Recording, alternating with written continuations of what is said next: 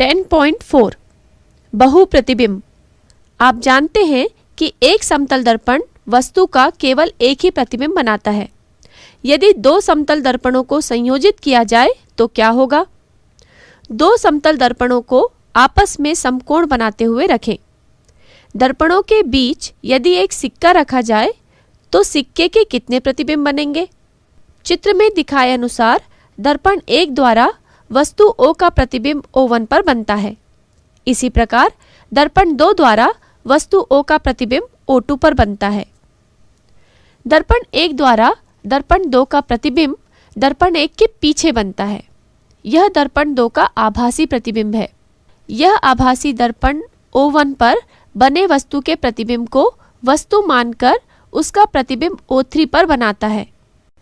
इसी प्रकार दर्पण 2 द्वारा बने दर्पण 1 के आभासी प्रतिबिंब द्वारा आभासी वस्तु O2 का प्रतिबिंब भी O3 पर ही बनता है। अतः दो लंबवत दर्पणों के मध्य रखे किसी वस्तु के कुल 3 ही प्रतिबिंब बनते हैं, अर्थात किसी वस्तु का प्रतिबिंब आभासी वस्तु की भांति कार्य करता है, जिसका हम आभासी प्रतिबिंब प्राप्त कर सकते हैं। कलाइडोस्कोप भी इसी सिद्धांत पर आधारित है। अब दर्पणों को आपस में 30 अंश, 45 अंश, 60 अंश, 120 अंश, 180 अंश आदि कोण बनाते हुए संयोजित करें। प्रत्येक प्रकरण में वस्तु के कितने प्रतिबिंब बनते हैं? जब दर्पणों को एक दूसरे के समानांतर खड़ा रखा जाए तो कितने प्रतिबिंब बनेंगे?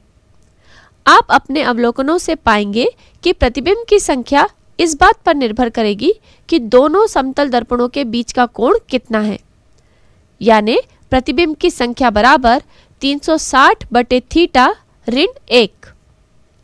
यदि दोनों दर्पणों के बीच का कोण 90 अंश है तो 360 बटे 90 ऋण 1 बराबर 4 ऋण 1 बराबर 3 प्रतिबिंब बनेंगे।